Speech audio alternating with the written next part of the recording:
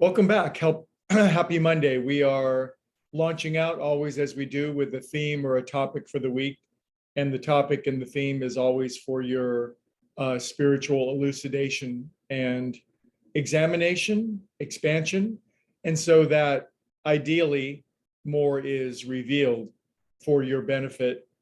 And this week I think is one of the most fascinating of all topics. And I do want to give a shout out to a chapter that I just read and an author whose name is Emmet Fox. So I am so inspired by this writing of his that I want to shout out and give creditation where it's deserved. His chapter is called The Power in Your Name. Now, all of us were given a name a long, long time ago. And you'll note that you did not give yourself that name. It was given to you. Other people said, you are Mary or Sue or Wally or Alan or Gita or whatever your name is. They said, you are, and they slapped a name on you. Did we come up with that name? Not really. Now, of course, it's somewhat fashionable to look at our names and like, oh, well, what's the meaning behind that name and find some correlation or corroboration of some sort, but whatever. It's secondary to what our real name is. And in this wonderful chapter that I've read that's so influential on me, Emmet Fox talks about the power in our name, but our name is not the original label that was slapped on us a few decades ago that really, it's nice and it's individual, but it's meaningless and inconsequential in relation to our true name. What is our true name? Well, as briefly as I can state it, and I'll always keep these to less than 6 or 7 minutes, Emmet Fox points out that in the Old Testament, one of the greatest stories is Moses, an enlightened being, had an experience of God, and in that experience where the rules and the principles were laid out to him, Moses asked God, he said, who shall I say sent me? And God said, tell them my name is I am that I am. Moses wanted to know God's name so that Moses could bring that name to the people and speak with some authority. And it's a phrase that's baffled religious and spiritual and all people since it was first uttered. God's name is I am that I am. You can't wrap your head around that. You can't define it. You can't constrain it. You can't make it smaller. When God says, I am that I am, there's no condition, there's no adulteration, there's no limitation to it.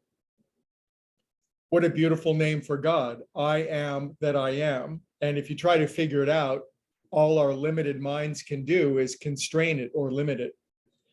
Now, he goes on to say in this chapter that our name, your name, before Mary or Sue or Wally or Alan was slapped upon you, your name is I am. You are an individualization of God before we were given a name. And as soon as we were given a name, we grew up in a family, and then other labels were slapped on us, other conditions. You are female, you are Christian, you are Buddhist, you are rich, you are poor, you are Republican, you are Democrat, you are American, you are Spaniard, you are intelligent, you are kind of slow, you are. Can you see how we've gone from being an I am to being a you are? And we pick up so many you ares over the years that's who we become. Now, this is not necessarily deliberate or intentional, but every human undergoes this. And what I'm saying, and what I'm going to be saying all week, is we are all constrained into being a you are until we discover and find this I am within us. This I am is unconditioned, unaltered, unconditioned, perfect being, and it's our true name. Like if somebody were to ask your true name, they would expect me to say, I am Greg. But if I just said I am, that would be my true name. Now, let's remember all week long that whatever we add to the I am is who we become. And this is the great revelation of power that I think is one of the most extraordinary. It's not a secret, it's all over all spiritual literature, but few humans use it because we're so habituated and hypnotized into the URs that we fail to use the I am. I'm going to use the I am for a moment. I am calm and peaceful. I am intelligent and brilliant.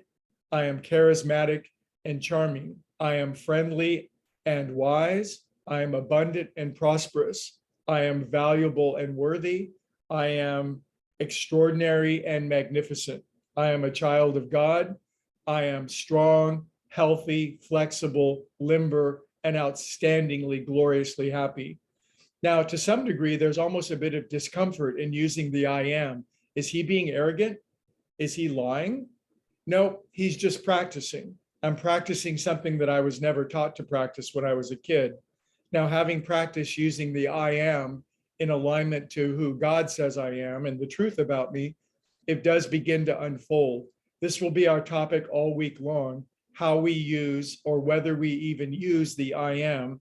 And the I am can be used against us. How about this? I am timid. I am anxious. I am fearful. I am poor. I am scarce. I'm lonely. I am not that special. Think about this all this week, how you use the I am and how you intend to use it from now on. We will expand all week long.